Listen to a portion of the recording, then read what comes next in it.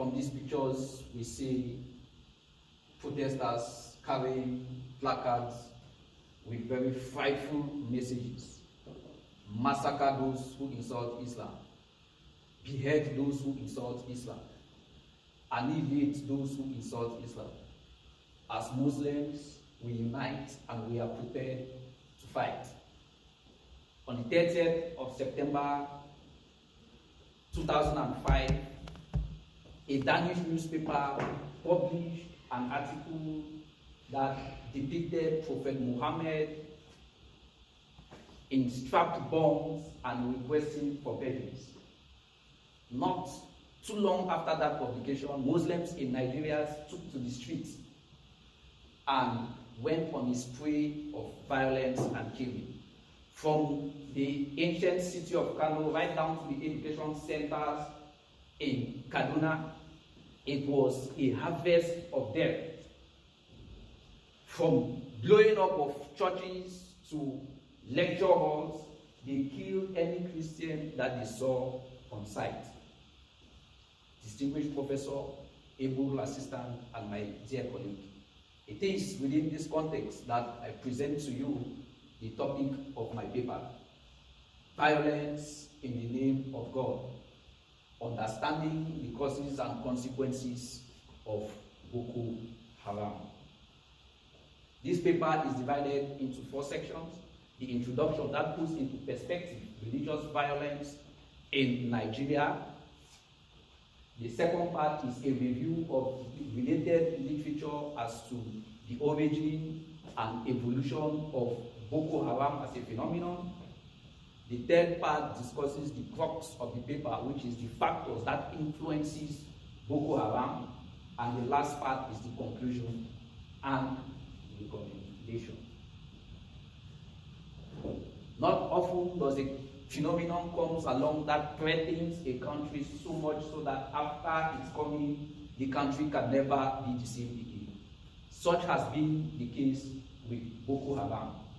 Boko Haram literally means Western education is forbidden, or Western education is a sin. It represents a group of radical Islamic movement that has been unleashing violence at unimaginable proportions and differing degrees in northern Nigeria and in the Chad region. All this violence has been perpetrated in the name of God. But violence in the name of God is not a new concept or phenomenon in Nigeria. From independence right to present day, Nigeria's fractured history has been interlaced with different episodes of religious violence always being perpetrated by Muslims and Islamic fundamentalists. From the Metasi in 1985 to the Zala and present-day El Zazaki movement of the Shia movement, it has been different episodes of religious violence, all in the name of God. It was within this context that Boko Haram was given birth to as a monster that would threaten even the very nation of Nigeria. My research questions are: what are the main causes of Boko Haram violence? Secondly, how are these causes explained by different actors? Literature review.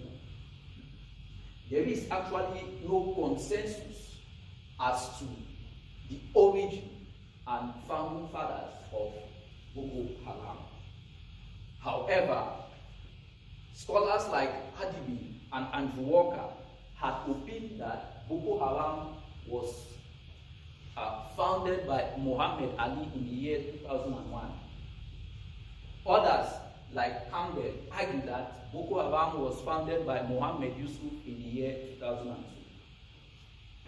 A review of related literature in relation to the founding fathers and origin of Boko Haram brings a recurring decimal that Boko Haram was founded sometime in the early years of the 2000s. and the names of Muhammad Ali and Muhammad Yusuf always keep recording.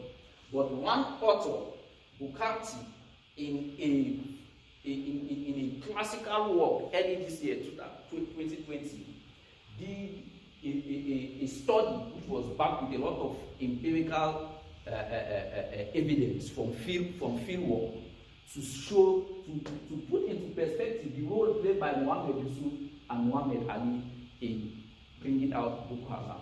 He argues that they were actually comrades who believed in in a jihad in Nigeria, but differed in the strategy and timing.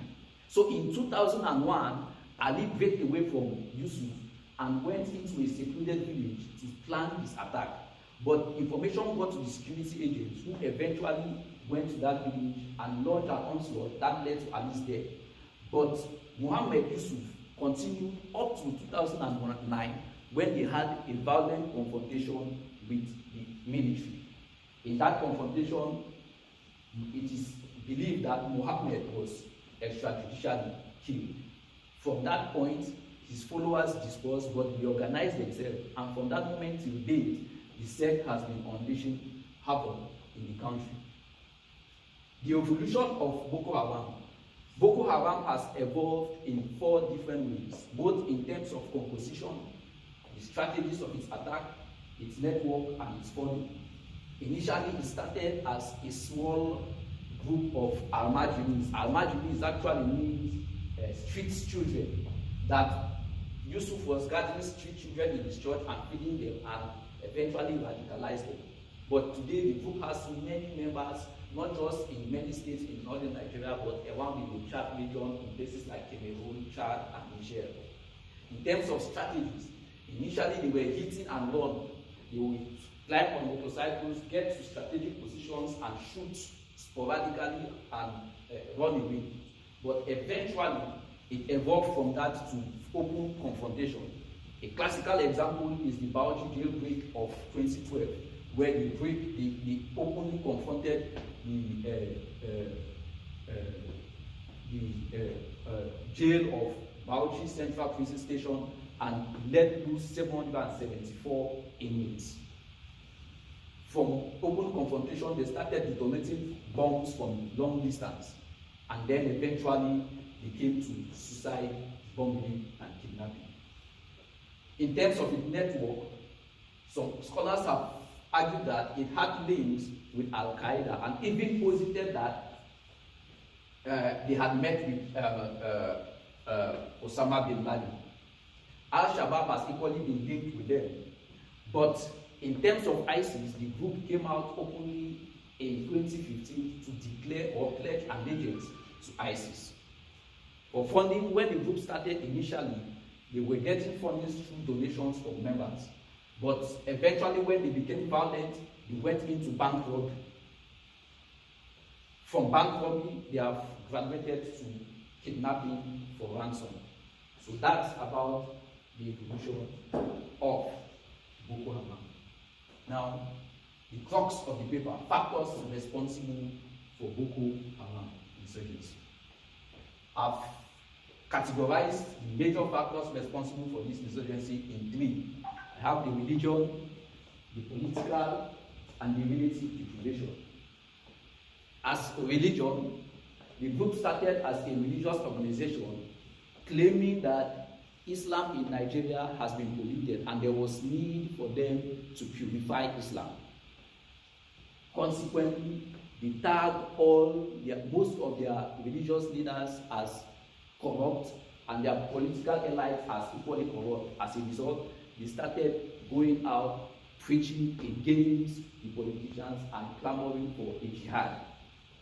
Now, the implication or the consequence of this factor is that at that initial stage, the phenomenon was alluring to many of the gullible Muslims. They saw it as a religious movement that wanted to purify Islam, and many of them subscribed to it. Some of them even gave donations. So that's the consequence of religion as a factor.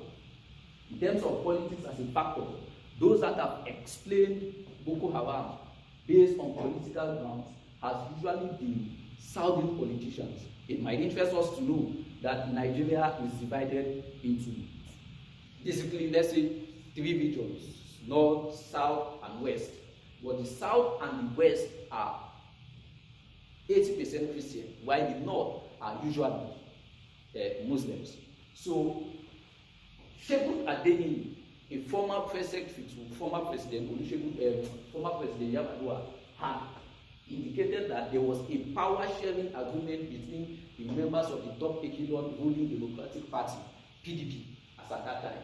And the arrangement was that after every 8 years, there will be a rotation of power. Power will shift from the north to the south. So when Olusegun Obasanjo left presidency in 2009, power went to in 2007, power went to the north because Obasanjo was from the south. So the north was expected to have ruled Nigeria for the next 8 years. The person that came, or that was presented by the ruling party then, was Yar'Adua. Yar'Adua eventually won the election, but he was sick. After a protracted illness, Yar'Adua died. His vice president was from the south, Goodluck Ebele Jonathan. So when Ebele Jonathan took over the powers, the northerners were not happy. They are like, this was our turn. So it's supposed to be a northerner to replace Yar'Adua. But because Goodluck was the vice president, Goodluck ascended the throne. When there was elections in 2011, the northern politicians asked Jonathan not to run so that they can present their candidate. But Jonathan went ahead and ran and eventually won. So northern politicians promised to make the country ungovernable for Goodluck Jonathan. As a result of that, when Boko Haram's activities became intensified in the years of Goodluck Ebele Jonathan's rule, so southern politicians have always explained that why Boko Haram is happening was a fulfillment of the promise that northerners had made, that they would make the country ungovernable for Jonathan. This it became worse when some Boko Haram members were arrested, and after their arrest, they confessed that they have been receiving money from northern politicians to sponsor Boko Haram. In fact, a 7th senator then, Senator Ali Ndume, had been indicted as one of the major sponsors of Boko Haram. So this kind of reinforced the idea that Boko Haram was political. The implication of explaining Boko Haram as politics was that it limited the way the Nigerian government initially reacted to the in curbing the insurgency. To Jonathan, it was a political struggle, so he sought to look for a way to broker peace with the political stakeholders and didn't treat Boko Haram as an emerging terrorist group. Of course, it grew up to become the monster that it is. Relative deprivation as a factor. Relative deprivation seeks to explain the fact that northern Nigeria is poor, very impoverished, a lot of economic inequalities, and low level of infrastructural development. So those that have explained relative deprivation as a factor to leading to the coming of Boko Haram has suggested that because of this inequality and impoverished nature of northern Nigeria, in fact, northern Nigeria among the 3 regions is the poorest in the country. And Borno State, according to a National Bureau of Statistics census that was conducted in 2012, suggested that Borno State, among all the northern states, is the most impoverished, and it's in Borno State that Boko Haram started. So those that have argued using this have said that because of this, it got to a point where people would want to express their frustration with the system, and this had to come in form of rebellion. That was what brought about Boko Haram. What is important in all of this is that no single factor can be used. That is actually the premise of this paper, that no single factor can be used to explain Boko Haram. Boko Haram actually came about as a result of an interplay of several factors. And for us to better ascertain it, we must unpack these factors together, study them individually, and then see how they interplay with each other to to continuously sustain the insurgency.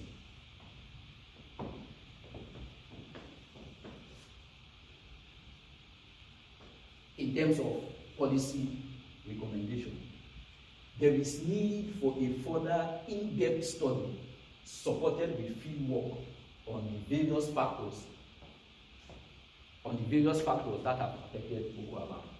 The truth be told, most of the work that has been done on Boko Haram has been based on desk research. Fairly obvious. At the initial stages of the crisis, it was difficult to go through the region to conduct field studies because of the risk associated with that particular area.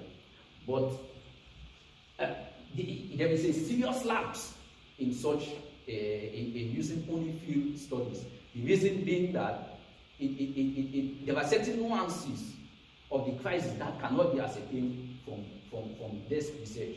For example, one of the reasons why there is a lot of discrepancy about the founding fathers and the origin of Boko Haram is because people have not actually gone to the field to conduct interviews to find out who was Muhammad Ali and all that. So it is imperative that an intensive study be done back with empirical study from the field.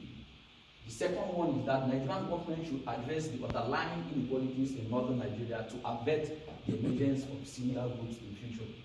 Notice that most of the religious violence that has been perpetrated over the time has always used inequalities, poverty, and lack of infrastructure as part of the reason why they are rebelling against the government and the people of Nigeria. So it is imperative that Nigerians come up with policies that will address these issues.